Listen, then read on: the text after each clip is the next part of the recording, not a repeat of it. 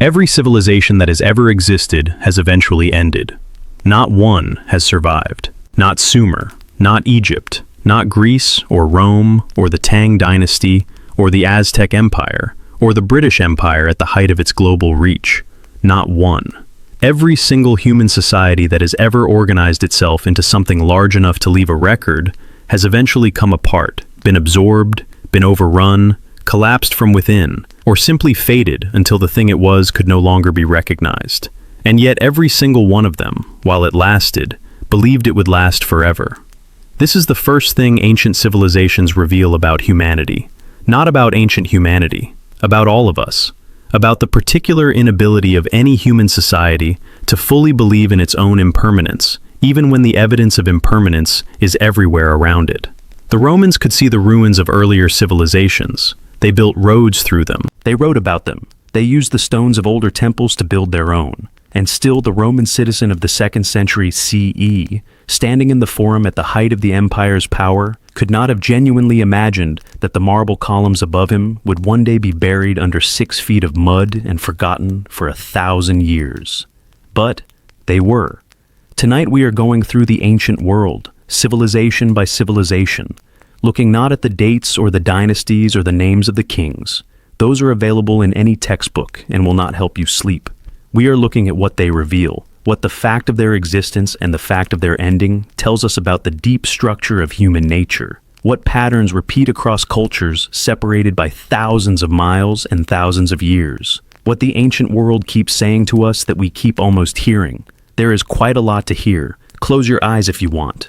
The dark is fine for this kind of listening. Let us begin at the beginning. Not the beginning of recorded history, but the beginning of the thing that made recorded history possible, the city. The city is the most consequential invention in human history, more consequential than writing, though writing followed from it. More consequential than the wheel, though the wheel was needed to make the city work. The city is the arrangement of large numbers of human beings in a small space for mutual benefit. And everything that we call civilization, art, philosophy, law, science, literature, organized religion, mathematics, architecture, is a product of what happens when that arrangement is sustained long enough. The first cities rose in Mesopotamia, the land between the rivers in what is now Iraq, where the Tigris and the Euphrates ran through a broad and fertile plain, and the soil was so rich that a single field could feed a family and leave enough surplus to trade. Surplus is the key word. In a world where most people's labor produced only enough for immediate consumption, the surplus was the revolution. When you have more than you need today, you can store it. When you store it, you have wealth. When you have wealth, you need someone to manage it, protect it, allocate it. You need administration. And administration, when it becomes complex enough, needs writing. The Sumerians of Mesopotamia invented writing around 5,000 years ago. Not to record poetry or history or religious doctrine, to track grain. The oldest written documents in the world are receipts, inventory lists, tallies of livestock and jars of oil and bags of grain pressed into clay with a reed stylus in a script we call cuneiform, the wedge-shaped marks that the reed left in the wet clay becoming, over generations, the first written language. This tells us something immediate and not entirely flattering about humanity. Given the ability to write, the first technology that allows knowledge and information to exist outside a human mind, the first thing we chose to write about was accounting. Before literature, before history, before religious texts, before philosophy, accounting. But stay with this a moment, because the accounting is more interesting than it sounds. What the Sumerians were doing when they pressed those marks into clay was something genuinely remarkable. They were creating a system that allowed trust to extend beyond the range of personal acquaintance. In a small village, you know everyone. You know who is honest and who is not. You know the quality of what they are offering in trade. You do not need a written contract, because the relationship is the contract. But in a city of 50,000 people, Uruk at its height, the largest city in the world around 3000 BCE, you cannot know everyone. You need a system that encodes the terms of an agreement in a medium that neither party can later alter unilaterally. Writing was, from its very first use, a technology for extending human trust across the boundary of personal relationship. for making cooperation possible among strangers. And the ability to cooperate with strangers, to treat unknown people as potential collaborators rather than automatic threats, is one of the most distinctive and consequential capacities of our species. It did not come naturally, it had to be invented. And it was invented in clay, in Mesopotamia, 5,000 years ago, in the form of a grain receipt. The city of Uruk at its height had walls. Enormous walls, according to the Epic of Gilgamesh, the world's first great work of literature, written about the semi-legendary king of Uruk, whose story is in some ways the story of civilization itself, becoming aware of what it is. The walls of Uruk were built by Gilgamesh. The poem begins with a narrator inviting the reader to look at the walls, to walk the circuit of them, to examine the baked bricks, to consider the craftsmanship of the foundation. Look, the poem says, at what humans can build when they work together. And then it tells a story about what humans cannot escape, no matter how high the walls are. Gilgamesh was 2/3 divine and 1/3 mortal, which is one of the more precise measurements of the human condition in all of literature. 2/3 of him was connected to something larger than individual existence. 1/3 of him was subject to the same terms as everyone else. And the story is, essentially, about what happens when the 1/3 asserts itself. Enkidu was created by the gods as a counterweight to Gilgamesh, a wild man, raised among animals, uncivilized in the sense of having had no contact with human society, whose purpose was to match Gilgamesh in strength and thereby reduce his oppressive dominion over the people of Uruk. The two of them fought when they first met, a great wrestling match in the street, and when neither could defeat the other, they became inseparable.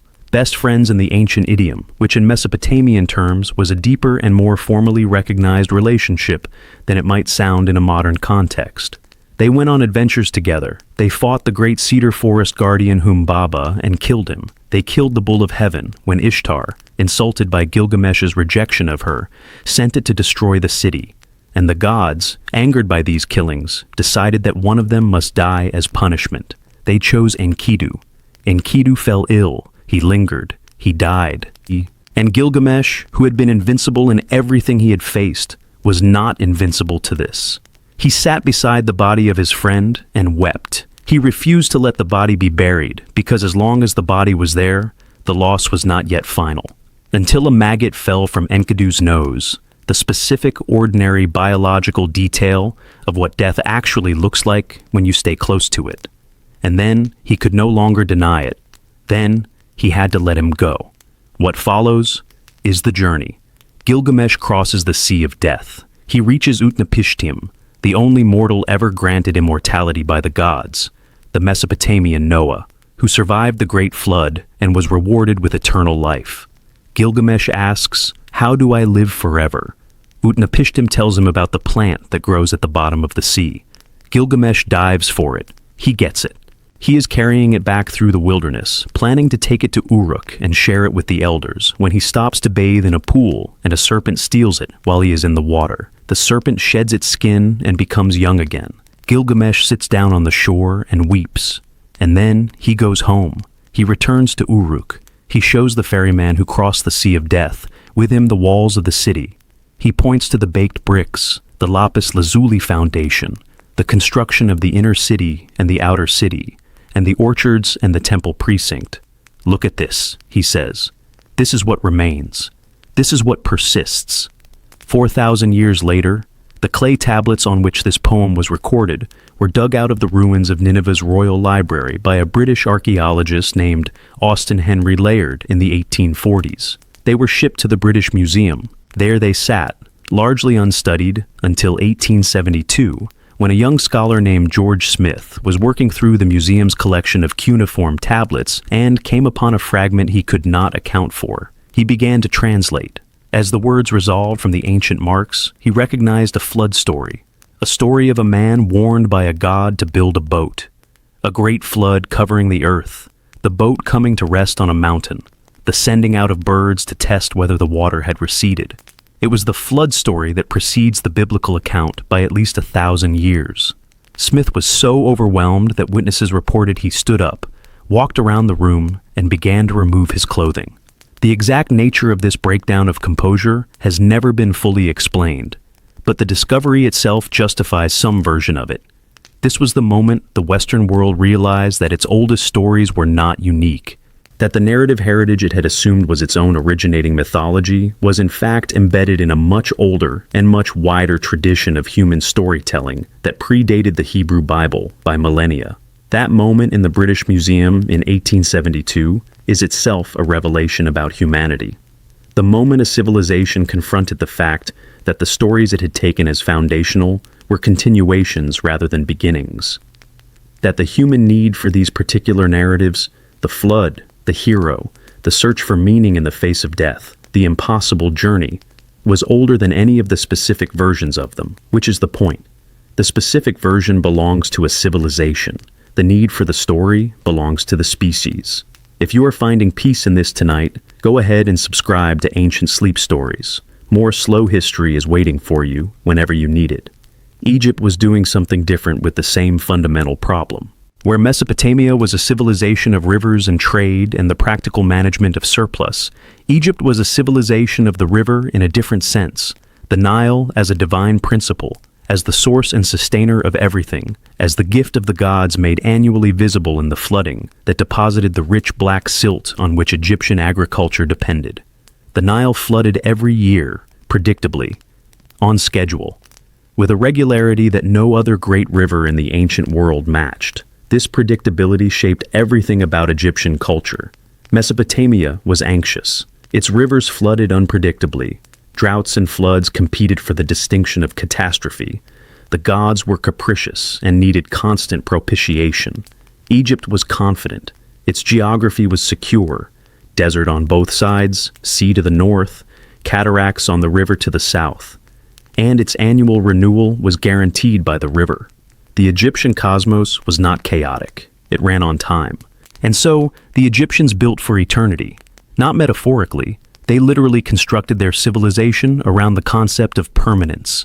Their buildings were designed to last forever. Their texts were written in a medium, carved stone, specifically chosen for its resistance to the passage of time. Their religion organized the entire structure of state and society around the project of ensuring that the dead survived, and that the cosmic order, which they called Ma'at, justice and truth and the proper ordering of things, was maintained against the forces of chaos that were always pressing in from outside. The pyramids are the most visible expression of this drive. The Great Pyramid of Giza, built for the pharaoh Khufu around 2560 BCE, required the movement of approximately 2.3 million stone blocks, some weighing up to 80 tons, to a height of 146 meters. It was the tallest man-made structure in the world for nearly 4,000 years. It was built with a precision, the four sides aligned to the cardinal directions to within a fraction of a degree, the base level to within a few centimeters. That was not surpassed by European architecture until the 19th century CE. But the pyramid was not built the way popular imagination has always assumed. The evidence accumulated by decades of serious Egyptological research tells a different story than the one of slaves driven by whips.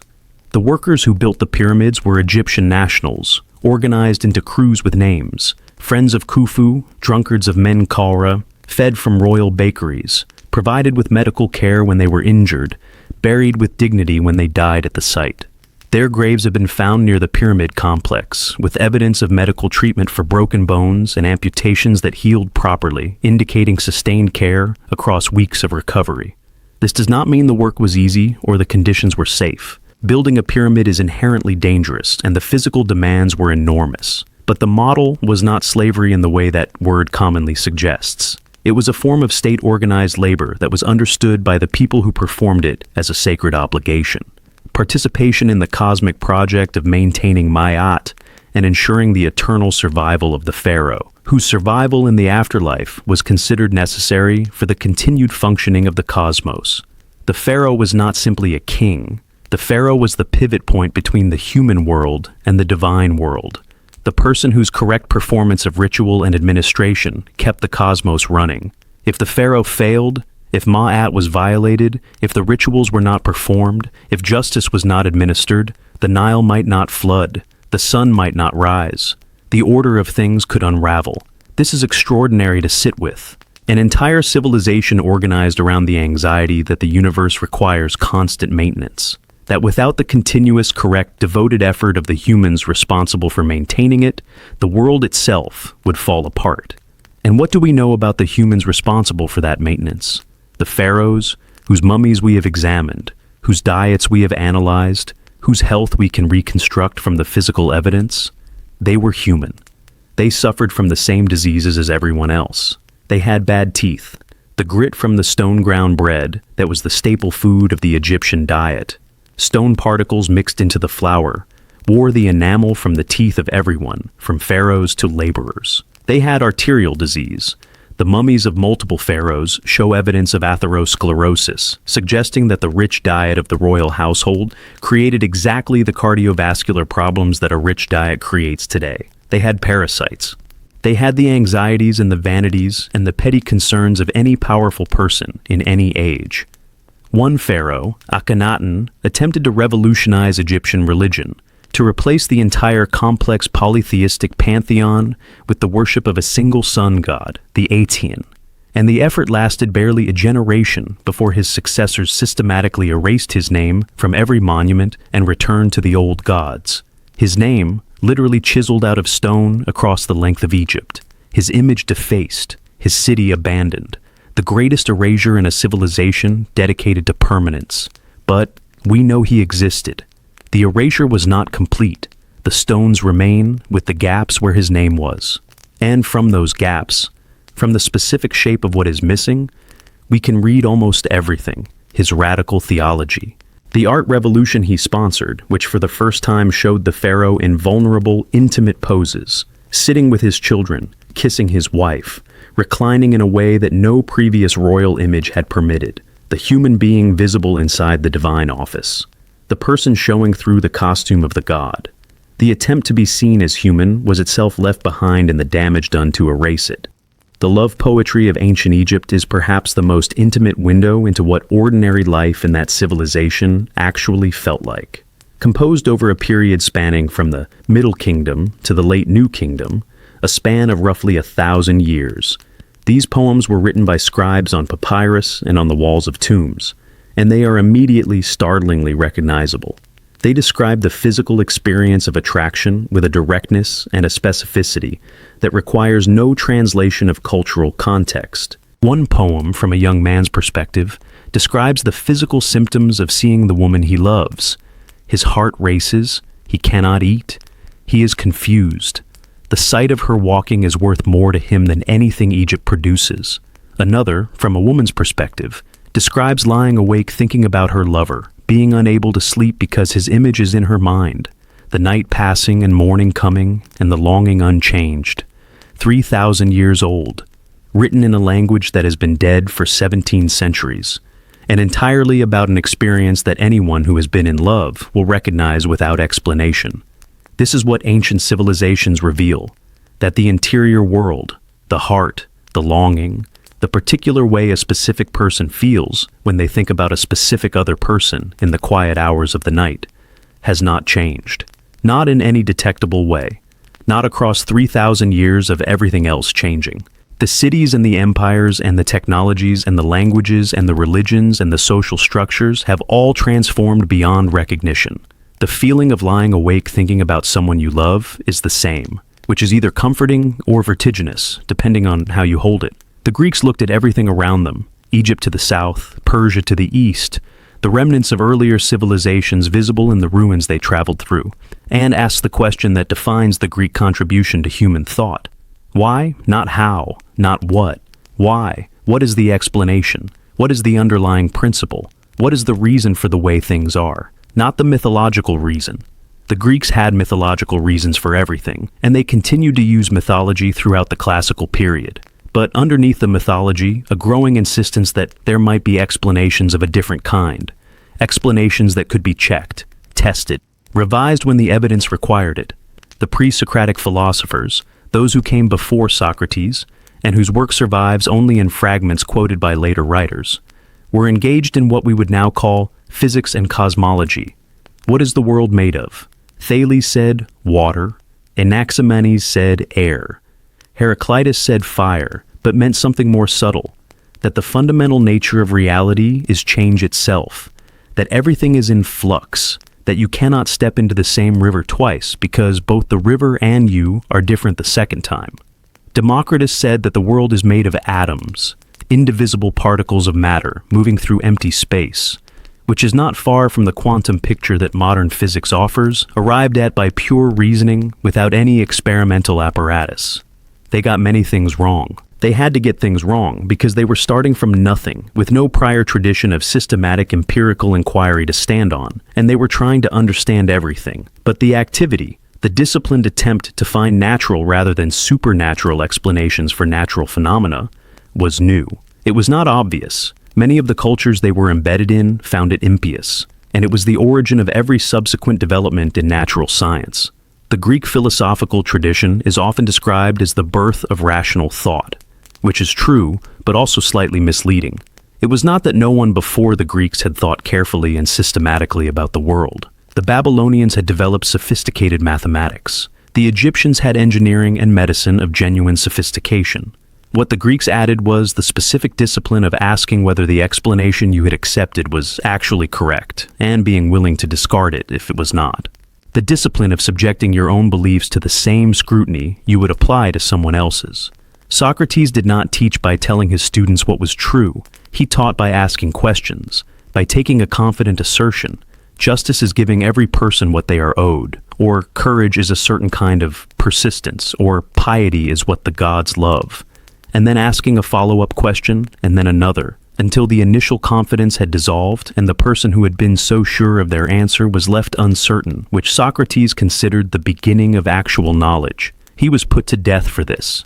Tried on charges of impiety and corrupting the youth of Athens, found guilty by a jury of 500 Athenians, given the opportunity to propose an alternative sentence, and having proposed that the city provide him with free meals for life as a reward for his service to philosophy, he was voted the death penalty.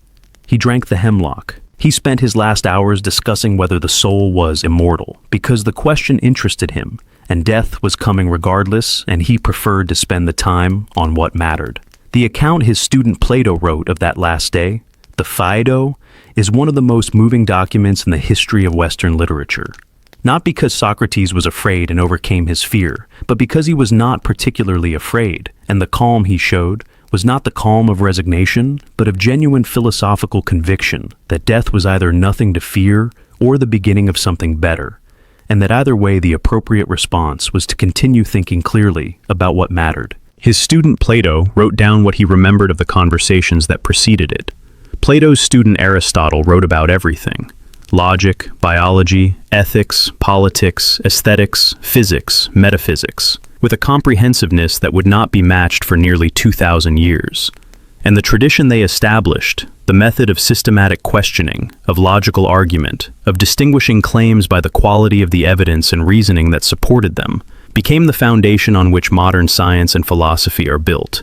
Not because the Greeks were uniquely intelligent, because they were in a specific place at a specific time, with specific circumstances that made the development of this tradition possible. The city-state structure of the Greek world, which meant there was no single political or religious authority capable of suppressing intellectual alternatives. The trade networks that brought them into contact with the mathematical and astronomical knowledge of Babylon and Egypt. The specific political history of Athens, which made questions of governance and justice not abstractly theoretical, but urgently practical. Rome took what Greece had thought and built with it in the literal, physical, institutional sense. Roads. The Roman road network, at its height, connected every part of the empire from Scotland to Mesopotamia in a single integrated system. Not rough tracks or unpaved paths. Engineered roads, with a cambered surface for drainage, a gravel base, paving stones, and milestones at regular intervals. The Appian Way, begun in 312 BCE, ran for nearly 600 kilometers. The Romans built roads to last, and they did. Sections of Roman road surface are still visible across Europe and the Middle East, under fields and inside archaeological sites, where the deliberate engineering of the base layer has kept the road level intact through 2,000 years of subsequent history. The network these roads created was genuinely transformative, Not just militarily, though it was transformative militarily.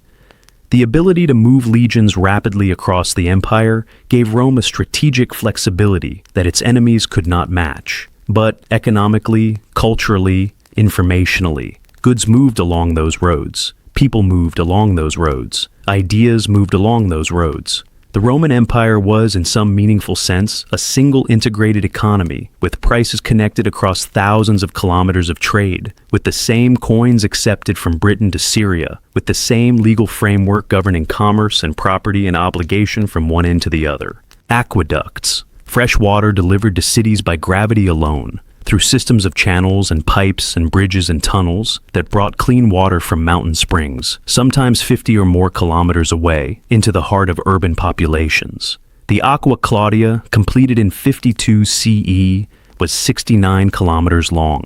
At the height of the empire, Rome itself received over 1 million cubic meters of fresh water per day. Per day. Delivered without pumps, without electricity, without any technology more sophisticated than the correct application of engineering principles that the Romans had developed through generations of practical experimentation. The consequence of clean water on a population level is not subtle. The Roman investment in aqueducts was a public health intervention of the first order.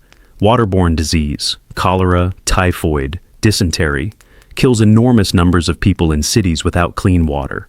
The Roman provision of clean water to urban populations extended lives and reduced the constant burden of waterborne illness that plagued most ancient cities.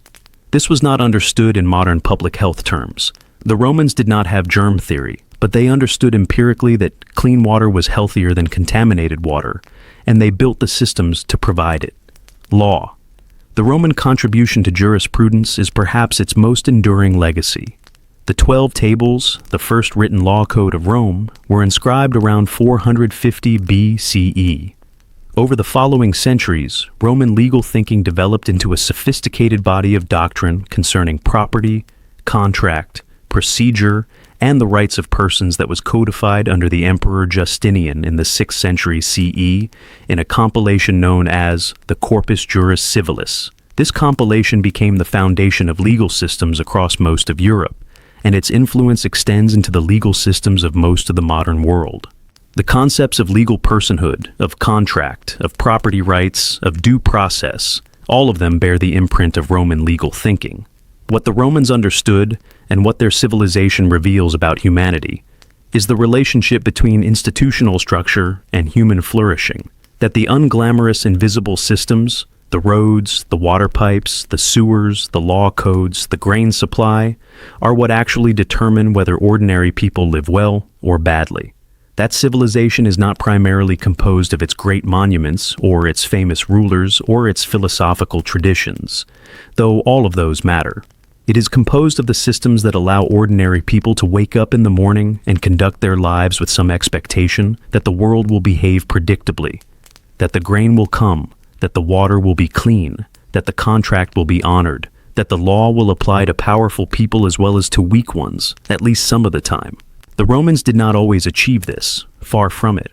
Roman society was deeply hierarchical, deeply unequal, built on the labor of enslaved people whose condition makes any idealization of Roman civilization morally impossible. The legal rights that Roman law guaranteed were not extended to everyone.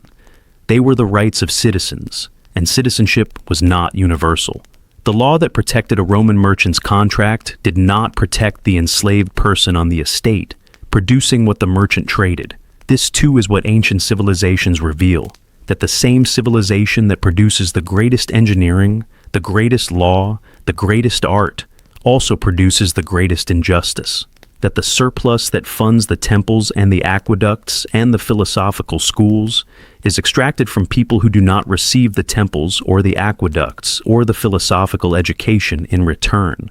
That civilization and exploitation have been companions for as long as civilization has existed. This is perhaps the hardest truth the ancient world offers, not the impermanence, that is bearable, in the abstract, the companionship of beauty and exploitation. The fact that the pyramids were built by human beings who were not building them freely, in a society that treated many people as property, and that the pyramids are also genuinely extraordinary. that the Parthenon was built with tribute extracted from Athens' subject cities, by a democracy that excluded the majority of the people living in it, and that it is also one of the most beautiful buildings ever constructed. Both things are true. Both have always been true. And the only honest response to ancient civilization is to hold both of them without allowing either one to erase the other. The Tang Dynasty of China offers a different set of revelations, not about power and infrastructure, but about the relationship between civilization and beauty. China in the 7th and 8th centuries CE was, by most measures, the most sophisticated civilization on Earth. The population of the Tang capital Chang'an was over 1 million people, larger than any city in the world at that time. The Tang government was administered through a civil service selected by competitive examination. The imperial examination system that rewarded demonstrated intellectual ability rather than hereditary privilege. This was a genuinely revolutionary innovation. In most of the ancient world, access to power was determined by birth. In Tang China, a man of humble origins who could master the classical canon and perform well on the examinations could in principle rise to the highest administrative positions in the empire. In practice, wealth and education were still linked, but the principle was there. Competence matters, and it can be measured. The Tang court was also cosmopolitan in a way that is remarkable even by modern standards. Chang'an in the Tang period was one of the most diverse cities in the world. Merchants from Central Asia, Persia, India, Korea, Japan, and Arabia moved through its markets. Their goods, their music, their religions, and their fashions were visible in the streets of the capital. The Tang court was curious about the world and relatively open to it. It absorbed what was useful and interesting from neighboring cultures, with a confidence that comes from knowing yourself to be at the center of the civilized world. The arts were flourishing in ways that have never been entirely matched in the subsequent history of Chinese culture. The Tang poets were producing work that reached levels of formal perfection and emotional depth that the Chinese literary tradition has never surpassed. Du Fu, writing in the 8th century, composed poems about the destruction of war and the loss of the world he had known with a compressed power that causes Chinese scholars to weep when they read them aloud today.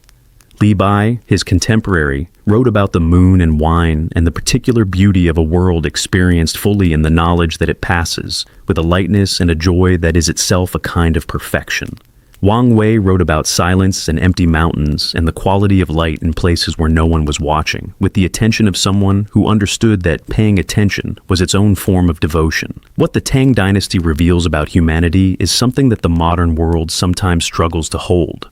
That beauty is not a luxury, that the cultivation of aesthetic sensitivity, the education of the eye and the ear and the mind to recognize and respond to what is excellent, is not a frivolous addition to civilization, but one of its core purposes. That a society which produces great art is, in some essential way, that resists simple economic quantification, richer than one that does not. The Tang examination system tested candidates not only on their knowledge of the classical texts and their ability to apply Confucian principles to administrative problems. It also tested them on their ability to compose poetry. A government official who could not write a good poem was considered incompletely educated, regardless of their administrative competence. The aesthetic and the practical were not separated.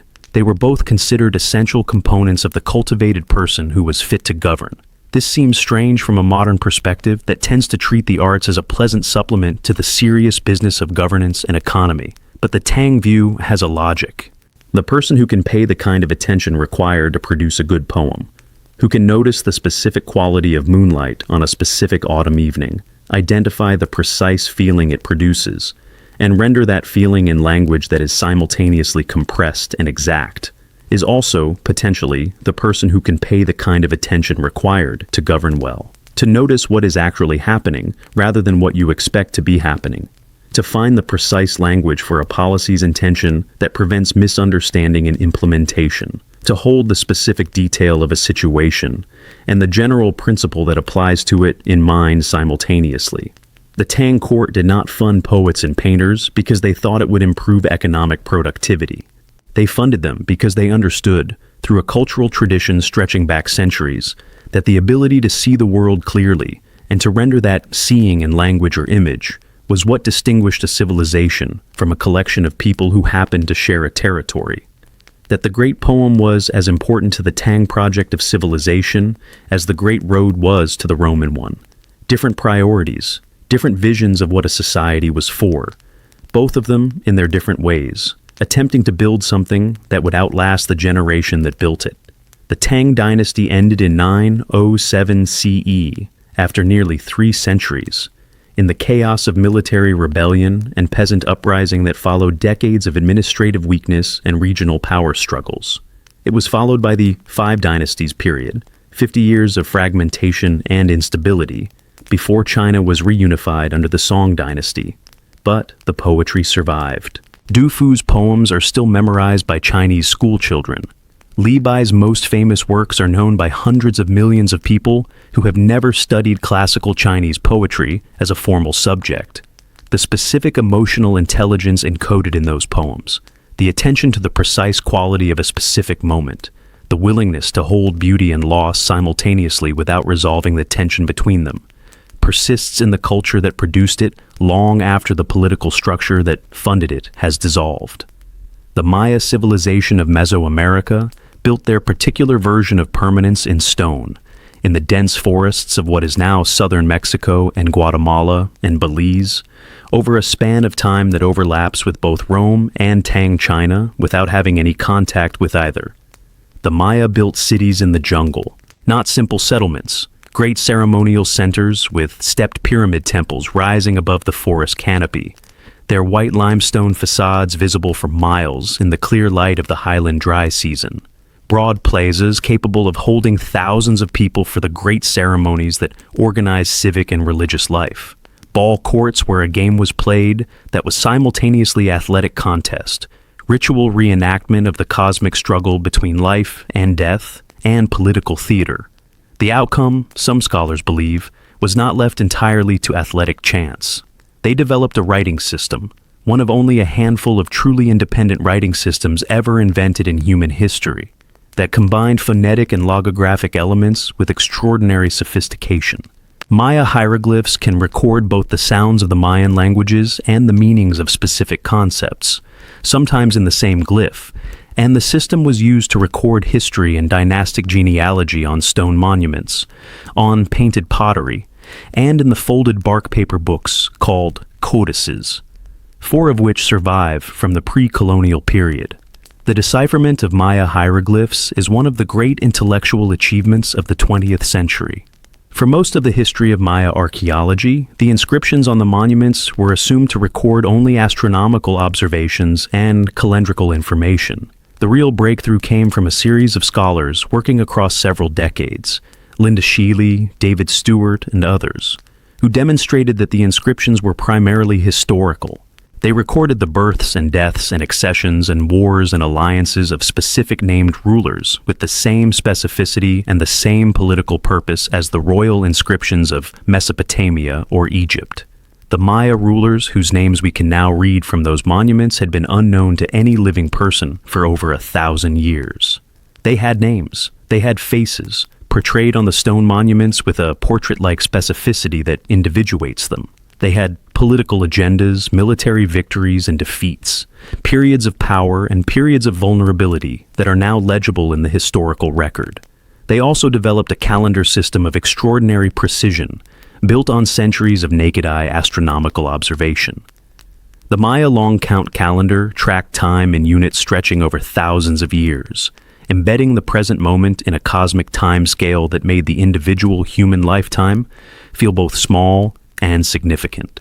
The Maya were doing something that every civilization has done in its own way, trying to understand where the present moment sits in the larger story of time.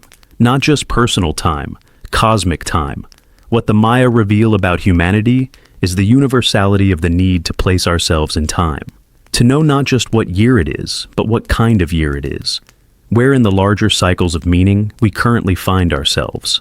The Maya calendar was not merely a practical tool for organizing agriculture and ceremony. It was a map of significance.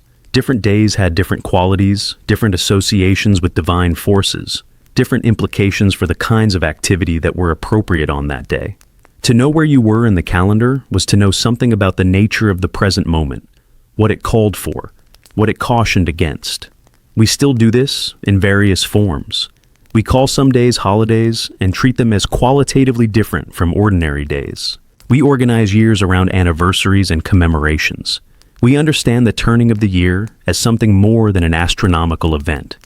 The Maya formalized and elaborated this basic human impulse into a system of extraordinary mathematical precision, but the impulse was theirs. The Indus Valley civilization, which flourished in what is now Pakistan and northwest India, roughly contemporaneously with early Mesopotamia and Egypt, reveals something different again. Something that is, in its own way, the most startling of all. The great cities of the Indus Valley, Mohenjo-daro and Harappa above all, were the most carefully planned urban environments of the ancient world. Their streets were laid out on a precise grid, the urban blocks uniform in their dimensions, the main streets wide enough for two carts to pass each other comfortably.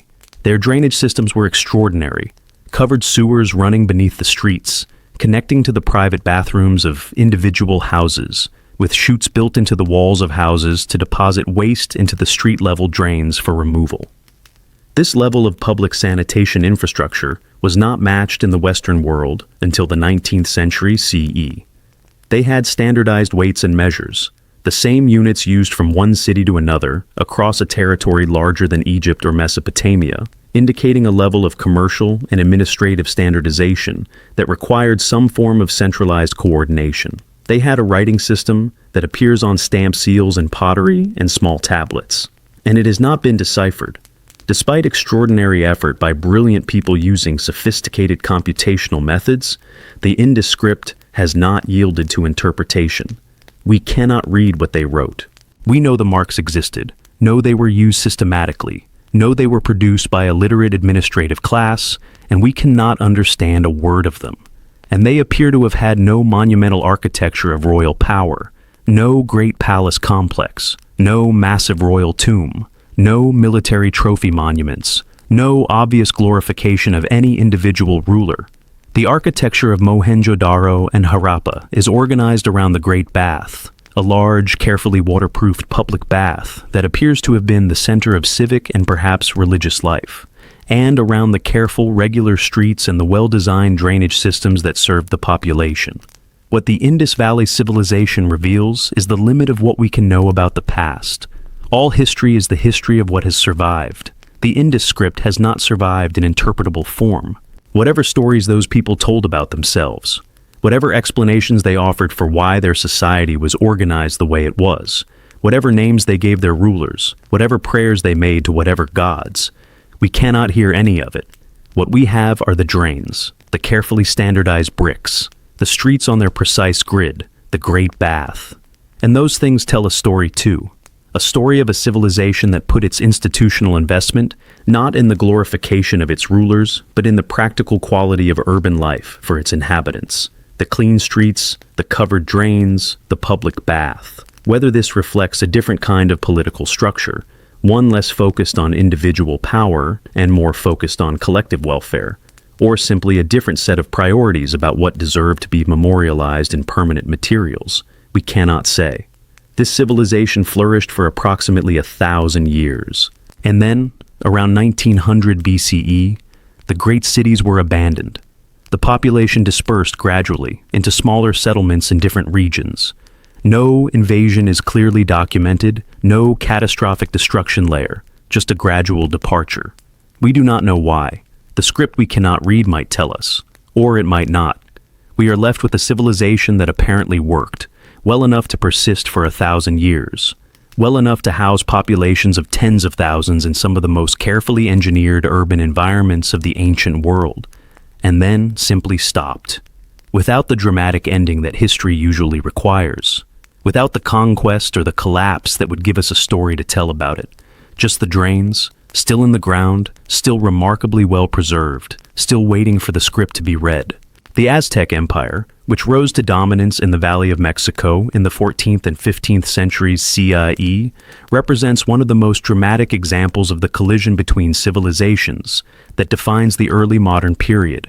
At its height, the Aztec capital Tenochtitlan, built on an island in the middle of Lake Texcoco, connected to the shore by broad causeways, home to perhaps 200,000 people, was one of the largest cities in the world, larger than any European city of the same period, more sophisticated in its organization than most contemporary European cities in its water management, its market systems, its administrative complexity. The great market at Tlatelolco, which occupied an adjacent island, was visited by Hernán Cortés and his soldiers in 1519 and described by them with a mixture of astonishment and barely suppressed envy.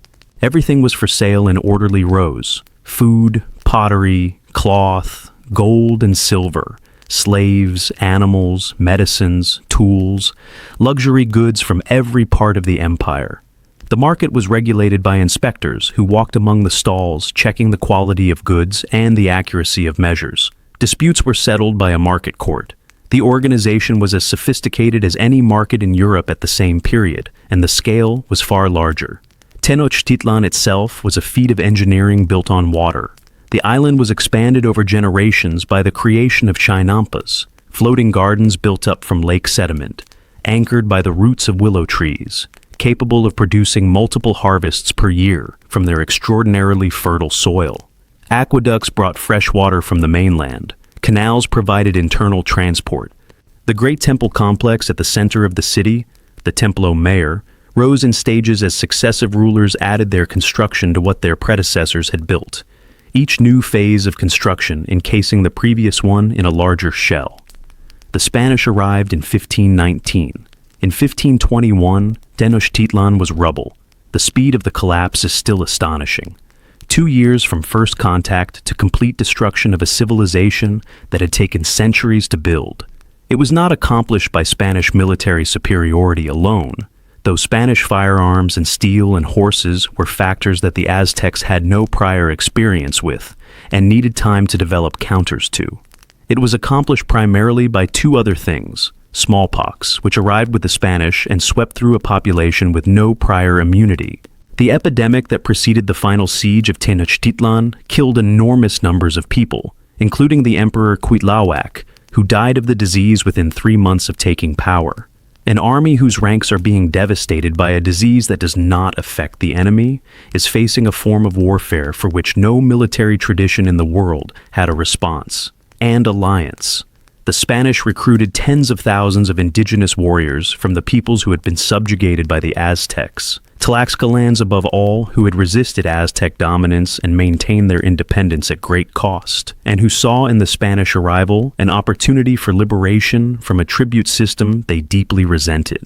The final siege of Tenochtitlan was prosecuted primarily by indigenous forces allied with the Spanish, not by the Spanish alone. The Aztec Empire was, in significant part, destroyed by the people it had dominated. What the fall of Tenochtitlan reveals about humanity is something uncomfortable but important. That civilizations which maintain themselves through extraction and coercion, which create their surplus by taking it from others who receive little in return, generate structural resentments that accumulate over generations. The tribute demands of the Aztec Empire were not modest. The military campaigns to enforce those demands were ongoing. The human sacrifices that the Aztec state theology demanded, and that the empire's subject peoples were required to supply from among their own populations, created a level of grievance that needed only an organizing framework to become a force for destruction. That framework arrived from Spain in 1519. This too is what ancient civilizations reveal, that the internal contradictions of a system are always present, always accumulating, often invisible to the people at the center of the system, until the moment when they suddenly are not. The Aztec rulers in 1519 could not have genuinely imagined what was coming, not because they lacked intelligence, but because no political imagination formed inside a successful system can fully grasp the consequences of that system's own injustices until those consequences arrive. The Aztec nobles who watched Tenochtitlan burn in 1521 were watching something that had seemed impossible become real. The impossible always seems impossible until it happens. Then it seems inevitable. Every empire that has ever existed has learned some version of this lesson. None of them has found a way to prevent it. Ancient India produced, alongside its remarkable political history, something that has endured longer than any political structure. A philosophical and spiritual tradition that has been continuously practiced and developed for over 3,000 years without interruption.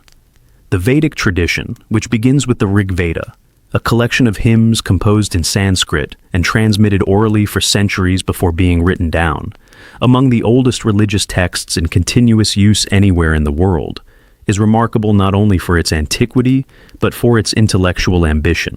The Rig Veda contains, alongside its hymns to the gods, philosophical speculation of genuine sophistication. One hymn, the Nasadiya Sukta, the creation hymn, asks, "At the moment of creation before the gods existed, who knows how it happened? Who can say? Perhaps the one who watches from the highest heaven knows. Perhaps even that one does not know." Uncertainty. At the foundation of a 3,000-year religious tradition, built into the oldest layer of the text.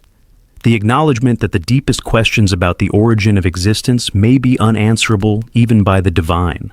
The Upanishads, composed over several centuries beginning around the 7th century BCE, push this philosophical inquiry further. What is the self? What is the nature of consciousness? What is the relationship between the individual person and the cosmos? Between Atman, the individual soul, and Brahman, the universal ground of being? These questions were explored in a tradition of dialogue and debate and contemplation that produced answers of extraordinary subtlety, and that fed into the Buddhist tradition of the 6th and 5th centuries BCE, and from there into every subsequent development of South and East Asian philosophy and religion. What the Indian philosophical tradition reveals about humanity is the universality of the need to understand consciousness itself, not just the external world, the stars, the seasons, the behavior of physical objects, but the interior world, the experience of being a person, what it is to be aware. Every civilization that has lasted long enough has eventually turned from asking how the world works to asking who is doing the asking. And the Indian tradition asks this question more systematically across a longer period of continuous development than any other. The answers are still contested. The questions are still being asked, which is itself a kind of answer. That consciousness examining itself does not quickly reach a stopping point, that the interior world is at least as vast as the exterior one, possibly more so. What does all of this add up to? What does the survey of ancient civilizations from Sumer to Tenochtitlan, from the Indus Valley to the Tang Dynasty, from the pyramid builders to the cave painters who preceded them all, what does it reveal? Several things. And they are not entirely comfortable. It reveals that the desire to build something permanent is universal, and the achievement of permanence is impossible. Every civilization has wanted to last forever. None has. The stones remain, in some cases. The texts survive, in fragments. The DNA of the people persists in the bodies of their descendants. But the living civilization, the going concern of shared values and institutions and practices and identities that constituted the thing itself, always ends. It reveals that the organization of human beings into complex societies always requires a story. A narrative about who we are and what we are for, and why the specific hierarchy that exists is legitimate rather than arbitrary. Egypt had Ma'at and the divine pharaoh. Rome had the republic and then the imperial cult. The Tang had the mandate of heaven. The Aztecs had a cosmic role in the maintenance of the sun.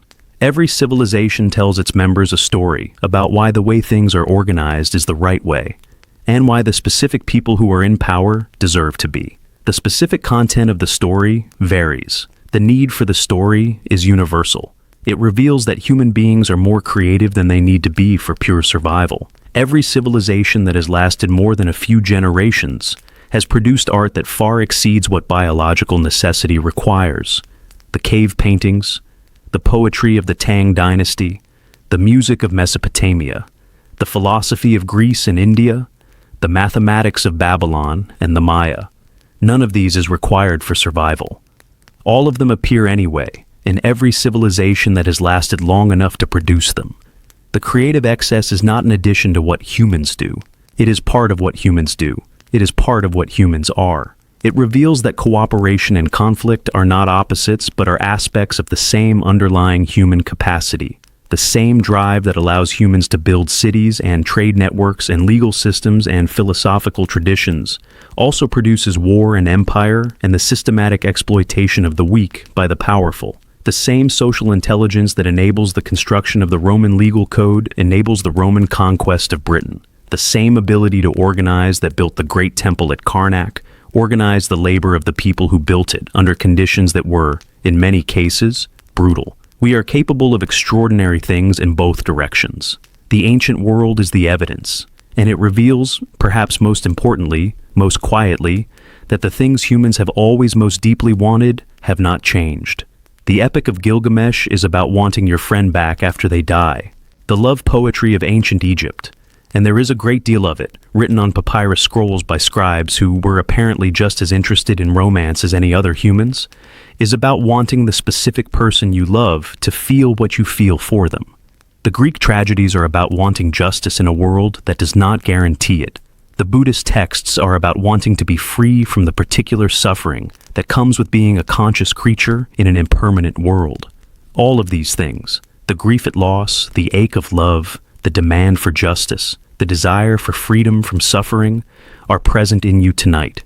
In whatever specific form your particular life has shaped them, they are present because you are human, and being human has meant these things for at least as long as we have had writing to record them, and almost certainly far longer. The ancient civilizations did not solve them. None of them found the magic arrangement of social and political life that made grief unnecessary, or love reliable, or justice consistent, or suffering avoidable. If they had, we would know about it, because the civilization that solved those problems would have lasted. But they lived with them.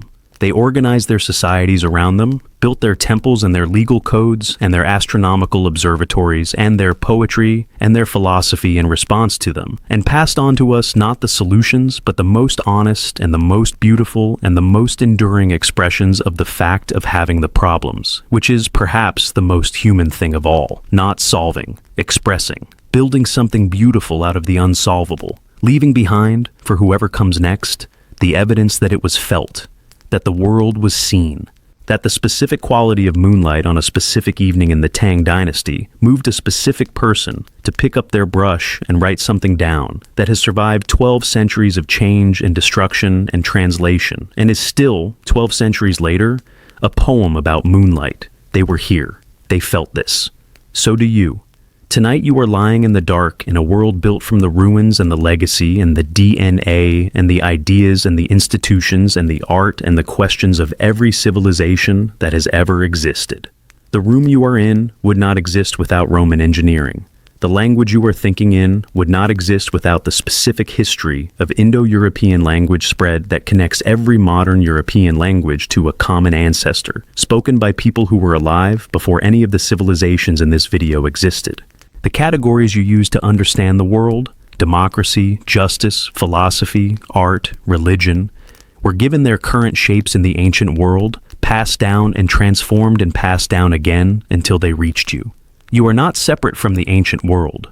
You are what the ancient world became, and the things it struggled with, the impermanence, the need for meaning, the desire to build something that lasts, the grief, the love, the search for understanding. Those came with the package. They are yours too, whether you asked for them or not. The Sumerians pressed their tallies into clay and invented writing because someone needed to keep track of the grain. The Egyptians carved their names in stone because they wanted to last. Gilgamesh built his walls. Socrates asked his questions. The Tang poets wrote by candlelight when the city was sleeping. The Maya watched the stars for centuries and built a calendar large enough to hold all of time. And here you are, in the dark, with the same mind and the same heart and the same unsolved questions and the same capacity for grief and love and the occasional terrifying clarity about the impermanence of everything. In the best of company. The walls of Uruk still stand in fragments in the Iraqi desert. The stones of the pyramids are still where they were placed 4,000 years ago. The painted horses at Chauvet are still on the wall in the dark of that French cave, as they have been for 36,000 years. Mohenjo-Daro is still there, its streets still visible, its great bath still recognizable, waiting for someone to read the script. The ancient world is patient. It is not going anywhere, and neither, for tonight, are you. Let the dark hold you. Let the weight of it settle. The enormous, quiet weight of everything that has been and everything that continues to be, held in the same darkness that held the first human fire and the first human song and the first marks pressed into clay that started all of this. You are in it. The night is very old, and it is very good at this. Sleep well,